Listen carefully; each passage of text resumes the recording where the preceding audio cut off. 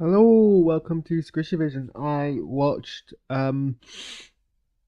this episode this morning for breakfast, and then I promptly fell asleep the entire day. Alexa, volume zero. And then I forgot to do that. Then so now here. So there was a very engaging episode. I do like the direction the show is going. It's definitely not like I was expecting something a bit more phoned in, but we're actually getting some decent TV. I think I saw someone on Twitter comment that this show feels more like um serialized TV rather than movie split in 8 parts, and that does feel true. And each episode has a distinct kind of beginning, end, I guess, middle. Um, so props where props are due there. Also less scary than I thought it'd be, which I'm glad for because I am a massive wimp when it comes to stuff like this. So kind of glad that I'm not having to like watch through the fingers most of the time. This was quite scary, but not as like scary as I thought. I was freaking out a lot about the.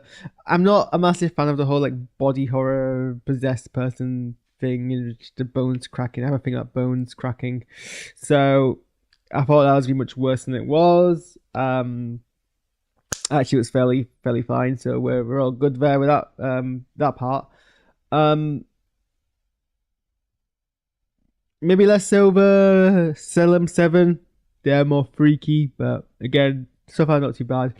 I like the tongue-in-cheek humor, the kind of self-referential aspects was witchcraft. I was gonna say witchdom, and I'm like, that's not the word. Witchcraft. Um, for me, for a second, because I use a German word for witch's broom, like Hexenbraum, something like that. And I was like, what are they talking about? And then I googled it afterwards, and I'm like, okay, that's just German for. It's not clear why they call it Hexenbraum. I mean, I don't know if that's a thing, like that's a term that's like common because I've never heard it before. Um, but I do like the kind of the tongue-in-cheek thing. I mean, it is very. It's not new humor. I've seen other shows do it before. I think Buffy. It's very Buffy. That's what I like about it. The joke is very Buffy the Vampire Slayer. The whole like appropriation of witchcraft into like popular culture and like the holiday seasons and things like that. So the fact that like brooms are seen as this kind of whole like fad that's kind of put genuine witches off. I've just noticed that this like beard in this side still doesn't properly like it's still poking out. So for context, I went LARPing and I had prosthetics on my face here, and I couldn't bother peeling off gently, so I just kind of ripped it off my skin, and it kind of waxed my beard in this area here. Um, I expect it to grow back much sooner. It's been a few weeks, but whatever. That's not what you were here to hear about me talk about. I was just getting sidetracked. I just know it's still on my OBS right now. So I do like that kind of. It's very Buffy humor. A lot of the humor here is very Buffy humor. And as someone who's a big fan of that postmodernism meta kind of self-referential and self-awareness, I'm a big sucker for that. So that I do enjoy that part of the show. Um, Reached the point of it being Agatha's trial much sooner than I thought. I thought they'd do the progression of obviously the potion witch first, then the blood witch. So presumably, I assumed that then they would do the other two witches, and then Agatha would be the fifth witch because that's kind of how progression works. But they brought Agatha early, and made her face her mum. And I think this is perhaps the weakest part of the show because this part felt very kind of like a lot of build up, and then it was very rushed. Agatha didn't really have much agency in what should have been her part compared to say the potion witch's trial, where it was reliant on her pulling herself together. Like her whole like thing was like, well, they won the day in the Push's trial because Agatha was basically like, stop being crap. You know you're better than this, even though I hate you. And that was like, and then out of like spite, she saved the day. She put herself together, and then she won. Last week's episode with the Blood Witch having to like overcome her family's curse. Then they brought forward Agatha's story. I guess because this isn't really Agatha's arc, and it was more for the rest of the coven to kind of reflect their feelings onto Agatha. So really, it wasn't really Agatha's trial. And I guess now that I've actually recontextualized that in my head, I'm less bothered by it. But my point I was going to lead to originally, which has very little agency in her own story here, and even like so her mum appeared, who like was a relatively throwaway character in WandaVision, but pivotal part of Agatha's backstory, reappears as a ghost to punish Agatha. And there wasn't like much kind of like back and forth between the two characters, and it was kind of like, well, I guess that's kind of the most efficient way to do it. Maybe it was just a bit too efficient. But there were some funny bits. Also, like, I'm blanking on her name, Catherine Hahn, the actress who plays Agatha, spectacular impersonation job of Mrs. Hart's character. Like, that was really that was skillful. That was well done. That was clearly an actress who is able to kind of appropriate mannerisms and like reflect them very easily. That's not easy to do. I've had to do that a few times, like act as someone else's character. It's very hard to do. Very hard to like because a lot of when you act, a lot of someone's put into the chat and Castle Labs is terrible at like initiating on time, so it hasn't popped on the screen yet. But someone's put in the chat, "Who am I?" Well, that's who I am. It's here. This is me. You can see it on the screen. This is Lily. She's not meant to be here, but she just says, I don't know. It's a big question. Like, who are any of us? Who are you? Maybe if you look into yourselves and like realize who you are, you will then realize who everyone else is. You're new, what, to the world? Congratulations, happy birthday, I guess.